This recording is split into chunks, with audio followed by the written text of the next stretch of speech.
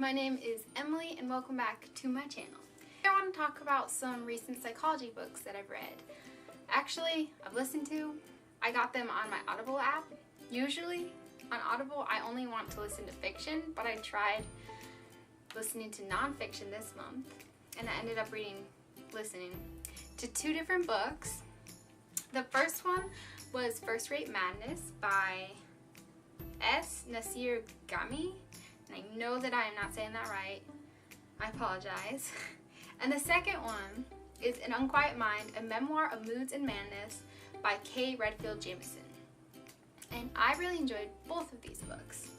So the first one, First Rate Madness, the author of the book is a psychiatrist, and he is examining historical figures, specifically figures in leadership positions, and he is examining them in a psychological way, particularly talking about mental health and mental illness. So he talks about a lot of different leaders in the book. He talks about Winston Churchill, he talks about John F. Kennedy, he talks about Abraham Lincoln. His theory is that leaders with mental illness lead better in times of crisis, and that leaders that are mentally healthy lead better in times of peace. So that's the core of what he's assessing with these different figures throughout the book. He talks about different leaders with links to mood disorders. So he talks about Winston Churchill and bipolar disorder and how that impacted the way that he thought and the way that he led. Specifically with Martin Luther King Jr. and Gandhi, he talks about depression and how he believes that depression made those two figures more empathic, that they had more empathy, and that's why they had nonviolent civil disobedience, civil rights movements. What I really liked about his book is that it looks at historical figures not focusing on what they did, but it looks at them and focuses on their lives and their mental health, which I really appreciated.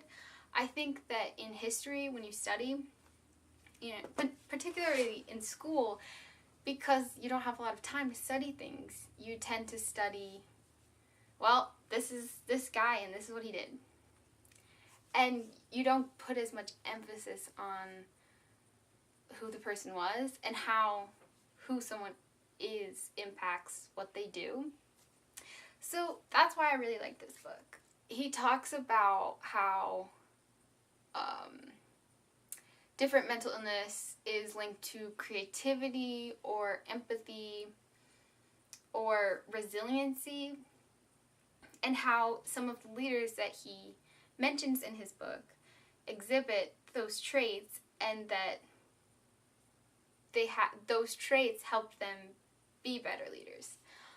And then he also examines leaders that he claims to be mentally healthy and why they didn't do so well in the times that they were leading with that context. I really enjoyed the book. I thought it was very interesting. It made me want to read more memoirs and biographies about different historical figures, specifically Abraham Lincoln. I think it's a good book if you like history and if you like psychology, because it blends the two. That's the first one that I listened to. And the second one, An Unquiet Mind, was narrated by the author, which I really appreciated. The author is a psychologist who is one of the leading psychologists in research about manic depression or bipolar disorder, and she has also experienced it. So she has a very interesting perspective because of those two things. And in this book, she mostly focuses on her story. And it's a shorter book than the other one. I think it was only 3 hours long in audiobook form. She starts the memoir with talking about her childhood And then she kind of goes up through high school, college. She basically gives her background. After she went to graduate school and she just got a job as a professor, that's when she started getting sick.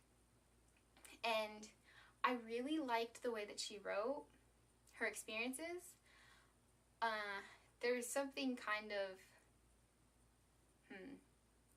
it's very insightful, but she also does a very good job putting the reader into her own perspective. She used a lot of similes and metaphors and visual descriptions to kind of put the reader in her shoes, which was really cool. And I really liked that book for the insight.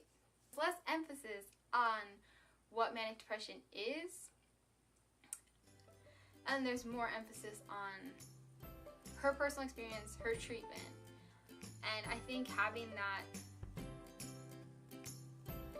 that perspective from someone who, first of all, knows a lot about it academically and also firsthand is really fascinating. So I listened to those two audiobooks and I really enjoyed them. And I would definitely recommend both of them to anyone who loves learning about psychology. Thanks for watching this video. If you have read these or have any other recommendations, feel free to leave them down below. And I hope to make some more videos soon. Bye!